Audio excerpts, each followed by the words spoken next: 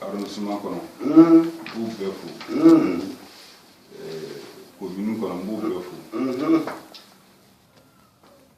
fɛn fɛn bɛ nin tɔnsigi da la n'a foli belebele b'aw ye an kun bɛnna cogo min vraiment nisɔndiyara commune Jalofila kɔrɔ nisɔndiyara a ko ɲɛnabɔbaw kɔrɔ n b'aw fo nin yɔrɔ la ne foli bɔra yen comment n'a fɔ cogo min o kelen pe de don an ye papier bila ka na k'a di dugu bɛɛ kelen-kelenna ma a ka di ten k'a fɔ an bɛ dugutigiw rencontrer dugutigiw k'i jija denmisɛnninkulu o kɛ k'a kɛrɛfɛ i n'a fɔ président musow kɛ k'u kɛrɛfɛ n'u ka ɲɛmɔgɔ n'u bɛ masala donc an y'o k'o cogo la ninnu commune kɔnɔ dugu 8 bɛɛ an taara bɛɛ la en même temps an ye lettre ci komana ma ale ka fɛn b'a bolo nin cogo la k'a ci monsieur le maire ma k'a ci chambre d'agriculture mɔgɔw ma k'a ci donsow ma bi sɔgɔma na an n'u bɛ masala k'o fɛnɛ de ka ɲi mun de y'an se yan association mun créé Jalonfiladenw bolo Jalonfiladenw min bɛ Bamakɔ min bɛ Korowari min bɛ diɲɛ fan wɛrɛ fɛ mun bɛ Jalonfila yɛrɛ kɔnɔ yan olu de farala ɲɔgɔn kan ka association créé k'a fɔ nin association an ka jija sa nin kɛ ko kɛ Jalonfila la kɔnɔ taabolo belebele fila de don an bɛ se ka ɲɛtaga kɔrɔsa cogo min Jalonfila kɔnɔ ni y'o développement ye mais développement tɛ taa bɛn kɔ an ko an ka jija cogo bɛɛ Jalonfiladenw bɛ se k'u bolo di ɲɔgɔn ma cogo min k'a bɛn ka baara kɛ donc o taabolo fila o ye an ka association jɔbere ye k'o fɔ aw ye an tɛ se ka baara kɛ cogo si mais ni n ko bɛn an kana an da don kɔrɔman na min kɛra fɔnkɔɲɔgɔnkɔ duguw ni ɲɔgɔn cɛ duw ni ɲɔgɔn cɛ o kuma kana fɔ an bolo mais an b'a fɛ k'a bɔ bi la fo waati min sa an bɛ se ka bɛn kɔrɔsa cogo min Jalonfila kɔnɔ o kɛ ɲɛtaga sababu ye an na kun de y'o ye kana tɔn yira aw la parce que mɔgɔw tɛ se ka baara kɛ cogo si ka ɲɛsin mɔgɔ ma n'o tigi t'a dɔn k'a fɔ ko o tɔn o tɛ yen quoi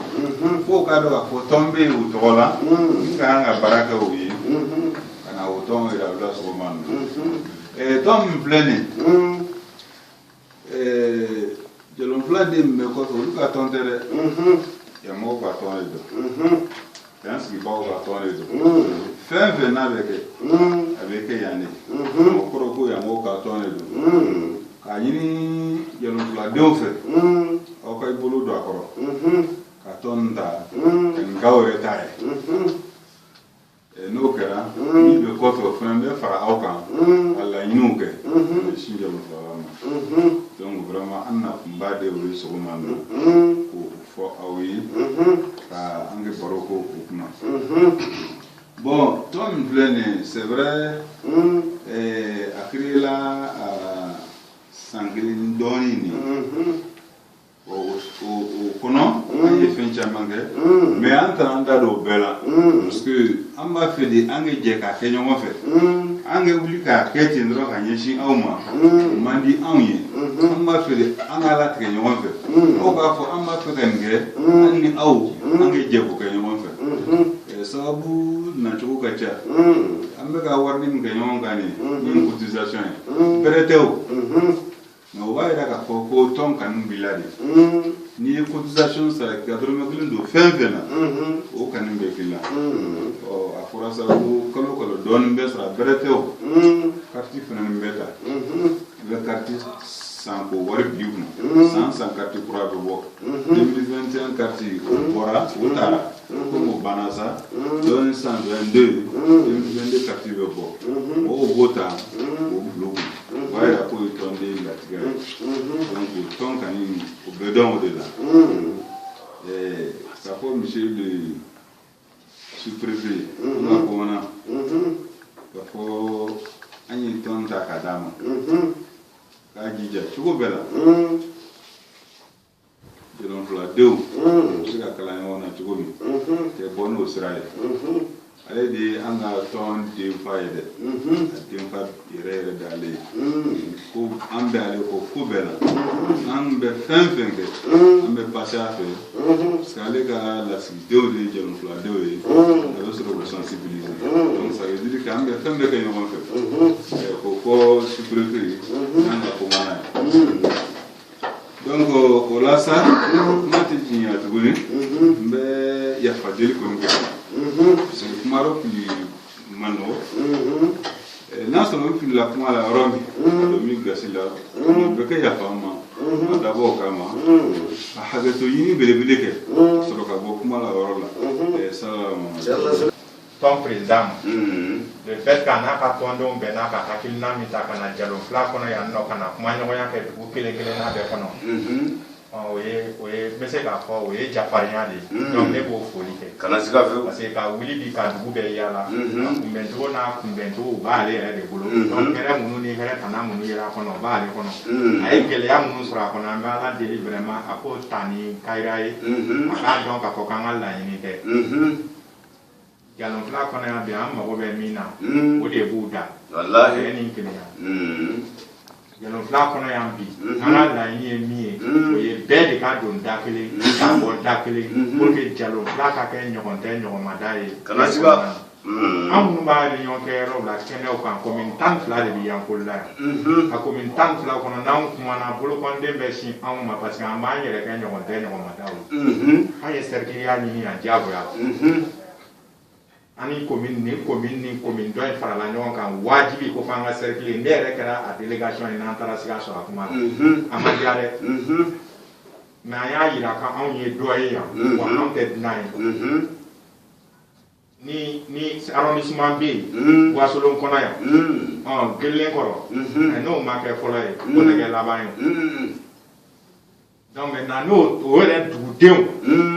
Jalonfila dugudenw wulila ka tɔn dɔ sigi ka baara kɛ o kɔnɔna na an bɛ foli ni barikada k'u bɛɛ lajɛlen taamaserew bɛ ne bolo k'a yira k'a fɔ ko collectivité an bɛ diɲɛ min kɔnɔ bi n'o de ye k'a fɔ ko communew kalifala mairies ma mairie fana tagabolo fɔlɔ mairie ka jɛɲɔgɔn fɔlɔ o ye dugudenw yɛrɛ minnu bɛ kɔ kan de ye mairie ka jɛɲɔgɔn fɔlɔ ye olu de ye ne nin kuma in fɔ yan kuma bɛɛ mun na hɛrɛw nana o ne exemple dɔ di a tɔnden dɔ sigilen filɛ a b'a kɛ tuma min na a tɛ tɔn kɔnɔ ordinateur min bɛ ne ka bureau kɔnɔ ale de jɛra a kɔ k'a ta k'a di ne ma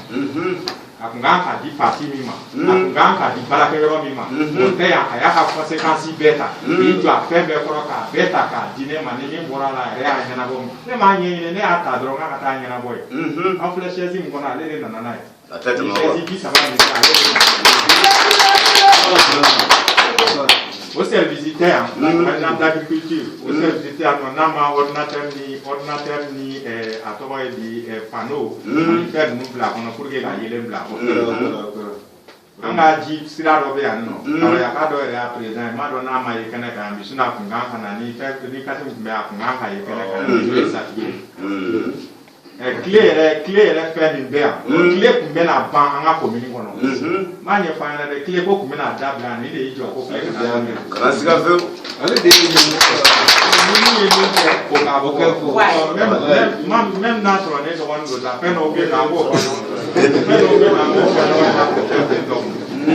a ye ko caman kɛ ne yɛrɛ ne na wagati parce que a yɛrɛ de y'i cɛsiri ko tile min filɛ nin n'a tununna ne de nɔ don parce que il faut k'a ka wuli ka jɔ o tilara n kɔ tuguni ka fɛn bɔ organisme dɔ bɔ ka na mɔgɔw la kumaya kan nɔ ka tile sigi kura ye ka tile kɛ tile yɛrɛ an bɛ baara min na bi ni tile bɛ Mali la min b'an baara yan hali n'a sɔrɔ a tɛ ka marché ale de sababu donc a ye ko ninnu kɛ an bɛ foli lase Gelenkɔrɔkaw fɛnɛ ma tɔnden fɛn fɛn b'a kɔnɔna na n'i y'a ye bi an tɛ taga par exemple an tɛ taga ambulance wele fɛn na ambulance dɔ de tara ka na bila Gelenkɔrɔ dɔgɔtɔrɔso la yan jɔn y'a san mairie ma san gelen kono ressortissant mun be wol de ambulancista ko kana ni bla wa docteur so la wala sa commune pana ba to ka ta juna la fen donc we ko ba do de ambo fuli la so do ambe fuli la se ba Barla tonde munu be koka olu jija ko barla be rom na ta docteur so ni fle na ka to we so nyana ma ba do jo barla mais du de na a retra inauguration antara akaba ko folo dan la ambe foli la se duguni kelen na ressortissant bem muna parce que bu chesri de luka do min kono ani c'était munu olu be fara nyon ka kana salaka boku ba dugu kono pour que duwa u ka soro pour ko ga gadiga do soro ka dugu développer o dugu ka to wa bi ressortissant de ko kana salaka bo dugu min kono wallahi amba la dina la ka salaka o mi na ko mbula la ka la le kon be mi fo o ye commune ere jigi ye commune ressortissant polo de olu na u be na ka kenyo ka ga hakilina nyuma ana se anwa on nek merika daire le do awe shu anikle mais bemi fo yang anga fini blanco fait dabla nyon fait ati anga miedo nyon anga tien ko nyon kana siga fiu ne domu do film blanco fait mais to nyon musala kala to fait na bara mi do atita nyere atetare beta marché ni nganyai anye fendo de créer anga commune mi flé anya créer mu kam do bora national jalon flam go tu ta ngoro re dem na ka tu shegi do bora na mu na be ya pour kan te se ka be kele ma ka do kele fe ka boda kele fe pour que ka fanga ko do ke an ma yoro ni play ne ma fina du shegi be ni la gine be dango ambe tondo kono bi mi to e ko GLCT manjana yankola ton ba de ba sababu be se ka se an mana au fara la nyon ka fanga bake ko min tan duru de jole ba ton kon na ton de intere mais a vitrine folo e jalo fla de passer commune bela jalo fla du sheki be de la gnebe dambo o e ko ba de ambe ton re fenena o ton o commune wolon fla fara la nyon ka o commune wolon fla kon na luka amna ko pour que ka sangara ni sauver Pierre dit plein jitigi sigile plein ko be diko la ba kala mais ko jalo fla fene bo chamanche la parce que o dugu ka to na bora barla la est o dugu be an no ko dugu mi te sangara ni dala donc o sobeli ko kuma pour que ka haka o di fond moi je crois que oui ton en do no ko na kama aye ko chamanche e be ni ko ne tara nyoro Nyoro du do be commune do be no ko Gajabaga Diel si je me trompe pas Gajabaga Diel ko nana Gajabaga Diel de Gajabaga Diel de ressortissant de faut être le ressortissant mu be ko ka ina ko ni ton mu fle o le fara la nyonga Gajabaga Diel nu ka daw anga le nyonga la mer wula ki jo di bulo ko ka nyo mo na ka ko bi bulo ko comme de ko faire balai comme c'est balai ala na le ga ressortissant digi ok impôt sara des taxis sara des poches sara nous ma ko be mi na ro mairie de be wuleli ke bon aka commune impôt ni ye wa fara nyonga kana di mer ma mer be risi ke ka duma bana atete manga atete manga ano ye nyoro donc c'est pour vous dire que apa ressortissant mu be koka sababu do de u boya do ga diga ka kene do ga diga ma kene na ka to sababu nyuma mbula wallahi no lu fara la nyonga ni ye chew de ni nu be se ka ko kele il faut reconnaître que nous fleur ni o be se ka ko kele kana siga muna parce que ni a famiara ko lu fana ya ta o sukuna ka ta ka ko ibla o sukuna aka ti ala fe yele ma do be do ko la ya kana siga fiu même be mi nyimo fe wo ye alsa wo ye be mi fo ku tesira munu tala ko ka ku fara nyo ga pour ko ka ke je pour kele pour que jalo fla ka fe kele ni jalo fla ma ko be fe kele ni la laisse la ka fo jalo fla ma ko be fe kele ni la o sheki mi ressortissant mu be ko ka fara nyo ka ga décision no ta ko no fo jalo fla la o de ke donc ne ka kuma la sunya la vraiment be bela jele ko mais sous-préfet fou on y a mis daraka ala deli ala ka ke vraiment ka ke alsa ande membraye mena rabi ay dokere ne ka ne be miri kono ya no ne ni sous-préfet mi barake ale de la amanye fili kono ka ma ngule ka foni amanye pendo tieto la ka ma ngule ka foni kata e kuma ro fo ya ala festival do so mi gra ka ne to guma ko ne re man ku shi ga be nai mais comment on est beaucoup ni mauli ni jo ko ne wate na na ke te ya ko tere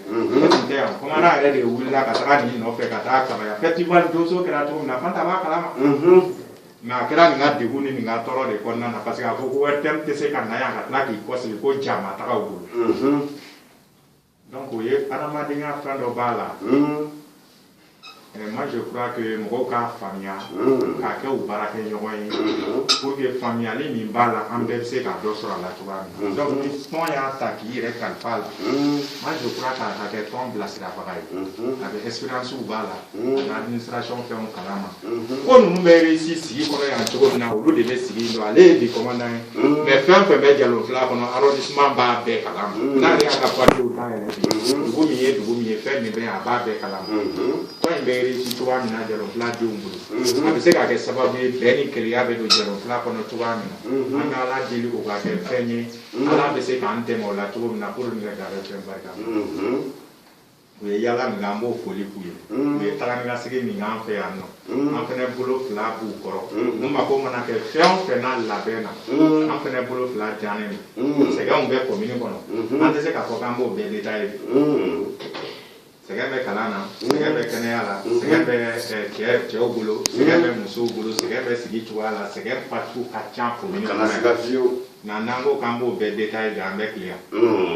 o sɛgɛn olu furakɛli ye bɛn ni kelenya de o de b'u bolo ni bɛn ni kelenya nana ko sababu dɔ bɛ sɔrɔ n'Ala deli Ala ka bɛn ni kelenya kɛ commune Jalofila a ye décision min ta décision ɲɛnama de don Jalofila mago b'a la parce que Jalofila ye wasolon vitrine dɔ de ye k'a ɲɛsin Mali ma donc vraiment ne ka kuma lasurunya de y'o ye ka foli lase bɛɛ ma ka hakɛto ɲini kɛ bɛɛ fɛ to b'o la salama b'a fɔ ko a sigilen ka lecture de kɛ hakilina kɔnɔna kana siga fiyewu vraiment bi sigi in diyara ne ye kojugu a bɛnna ma fɛn min ma deli ka kɛ n'a kɛra f'a ka fɔ de kana siga fiyewu nin y'a siɲɛ fɔlɔ ye association min bɛ yan nin nɔ ne yɛrɛ t'a dɔn n'a fɔla cercle kɔnɔna na salon 2021 kɔnɔ association kɛmɛ na association 10 de créera association kɛmɛ association 10 nka dɔw bɛ yen tɔ k'a jɛlen vraiment jamana an ɲɛmɔgɔlakaw yɛrɛ nimisara kuma dɔ la association dɔw yɛrɛ créera parce que n'i y'a di dɔw ma i m'a di dɔw ma kuma ka ca kana siga association bɛ yen bi association gansanw c'est à dire k'a créer dɔrɔn k'a papier bɛ n bolo dɔrɔn ka bɛn ni don dɔ ko dɔ ye dɔrɔn o mɔgɔ ɲɛnabɔ ka tɛmɛ mais bamananw ko san min bɛ ja i b'a dɔn depuis tile fɔlɔ su fɔlɔ ka association créer ka don dugu bɛɛ kɔnɔ ka dugu mɔgɔba bɛɛ ka bonya ta k'a don la cɛw ni musow ni denmisɛnw ni donsow ani jamana baarakɛlaw ka tila ka bonya ta k'a don faso ka représentant la bamananw ko ten ko bonya ma mɔgɔ ma fa foyi wɛrɛ tɛ nin fa diɲɛ kɔnɔ donc o bonya gansan dɔrɔn o b'a yira k'a fɔ ko in k'a bi ja Ala k'a ja Ala k'a ja Ala k'a ja sira bɛna janya dɛ parce que u nana bi ka n'u présentant na an t'a bɛɛ kɛ kuma duman ye dɛ sɛgɛn bɛ baara in na dɛ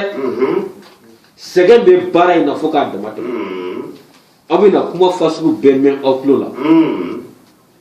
tɔgɔ fasugu bɛɛ bɛna da aw la mais bamananw ko maa nakun ka kɔrɔ n'i yɛrɛ ye i bɛ na ko min na o ka kɔrɔ n'i yɛrɛ ye kana siga fiyewu objectif mun bɛ yen foyi kana falen kana siga comme les blancs le disent il est dur d'avancer mais seul les durs avancent ɲɛtaga ka gɛlɛn mais maa mun kolo jɔlen don olu de bɛ taa ɲɛ kana siga parce que fɔɲɔ bɛna ci san bɛna na nɛnɛ bɛna da ni si kana to aw ka se k'aw fɔ kana siga fiyewu dɔ kɛra dɛ belebele de kɛra sɛgɛn kɛra tɔɔrɔ kɛra mais il est temps que ko fo wagati dɔ ka se fo ko dɔ fana ka kɛ Jalofila commune ye a denw yɛrɛ fana fɛ parce que tubabuw ka américain président dɔ bɛ yen John Kennedy ko yanni k'i yɛrɛ ɲininka k'i faso ye mun ye i yɛrɛ ɲininka fɔlɔ yala ne yɛrɛ ye mun kɛ faso ye n'i y'a ye depuis n ka kuma daminɛ na n ko mɔgɔw bɛ ninnu cɛla intellectuel don mɔgɔ kalannen don u bɛ se ka sababu ɲuman lase yan n y'a fɔ ni kɔrɔ dɔ ye e sigi maire ta kan filɛ Kasimi ye min kɛ ala de b'a dɔn san o san ne yɛrɛ ka agenda ne yɛrɛ bɛ san ne ka agenda bɛɛ Kasimi ka agenda de ne bɛ tile ban ka sɛbɛnni kɛ min kɔnɔ san o san agenda calendrier a bɛna a bɛɛ d'a ma sa o ye san o san ye ani bonya tɔw u tɛna se maire ta kan o bɛɛ ye dɔ ye n'ale ɲɔgɔnna caman bɛ yen min bɛ nin ɲɔgɔnna caman dɛmɛ kɛ commune kɔnɔ yala commune tɛ taa ɲɛ wa a bɛ taa ɲɛ donc an ka dɔ bɔ kumaba in na an ka waleyaw kɛ walahi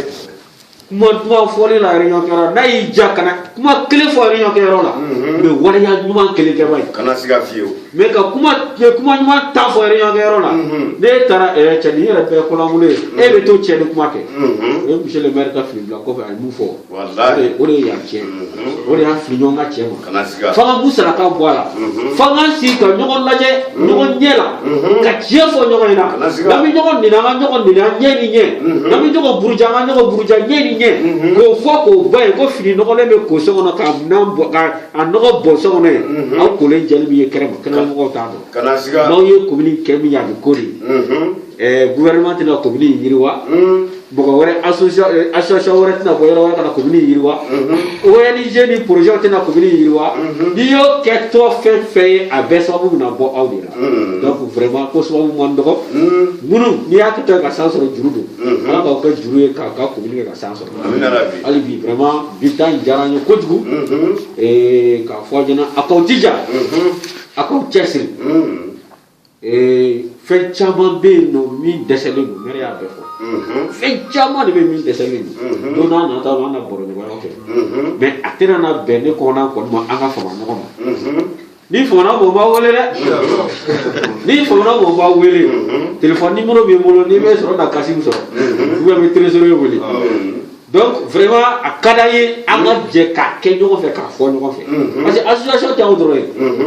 de fait que association membres bɛ commune yɛrɛ kɔnɔ o yɛrɛ de ne fari funu kosɛbɛ parce que an ye association fɛn fɛn ye yan o ye différence min filanan ye association membres bɛ kɔ kan de u tɛ yan mais ZEI association membres yɛrɛ bɛ yan a bɛ kɔ kan donc o kɔrɔ ye jumɛn ye sen fila de bɛ taa ni ɲɔgɔn ye sen kelen bɛ kɔ kan sen kelen bɛ kɔnɔna na n'an jɛra ka taama ɲɔgɔn fɛ a bɛ taa donc hali bi ala k'a sabati